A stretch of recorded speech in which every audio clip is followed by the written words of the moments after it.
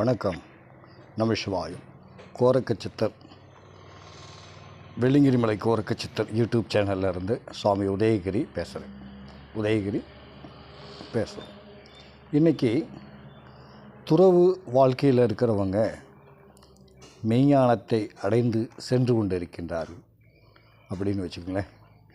நிறைய பேர் நிறையா இடங்களில் ஏதோ துறவி வாழ்க்கையில் வாழ்கிறாங்க. நல்ல துறவிகளும் இந்த உலகத்தில் இருக்காங்க. அதுக்கு தகுந்த மாதிரி இருக்கக்கூடிய துறவிகளும் இருக்காங்க. ஆனால் நிறைய துறவிகளுடைய காலங்கள் என்ன சொல்லுது அப்படின்னா,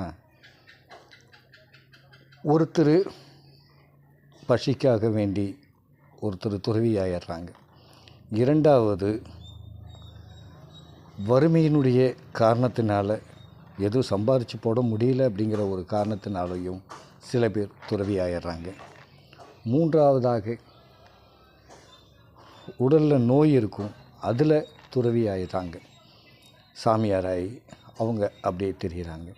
சில பேர் காசு சம்பாரிச்சுக்கிட்டு அதில் வாழ்ந்துக்கிட்டு இருக்கிற துறவிகளும் இருக்கிறாங்க.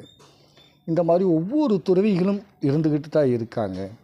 ஆனால் ஒரு அற்புதமான ஒரு மரத்தில் ஒரு அழகான ஒரே ஒரு காய், அதுதான் உண்மையான துறவியாக இந்த உலகத்துக்கு வருவாங்க.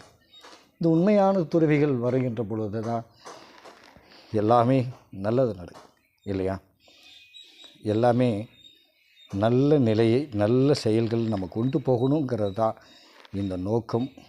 நல்ல பயன் நம்ம எடுத்துகிட்டு போகும். சரியா? அதனால் இனி நம்ம தொடர்ந்து உங்களிடத்தில் ஏதோ ஒரு விஷயத்தில் நாம் பேசிகிட்டே இருப்போம். நிறையா பதில்கள் ஏதாவது கேட்கலாம் நிறையா. அதை விட முக்கியமானது என்ன அப்படின்னு கேட்டால், பிரார்த்தனை என்று சொல்கிறோம். இந்த பிரார்த்தனையே என்ன அப்படின்னு கேட்டால், ஒரு மனிதருக்கு எங்கேயோ இருக்கட்டும், அமெரிக்காவில் வேணாலும் இருக்கட்டும், அதை பற்றி பிரச்சனை இல்லை. அந்த அமெரிக்காவில் இருந்தாலும் கூட இந்த இடத்துல உட்கார்ந்து அவர்களை குணப்படுத்தக்கூடிய முடியும். அது இறையருளோடு இருக்கக்கூடிய சக்தி. அது மூலியமாக அவங்க பரிபூர்ணமாக குணமாவாங்க. அதுதான் அந்த இறைநிலை. அதனால் பிரார்த்தனை என்பது கண்டிப்பாக இருக்கும்.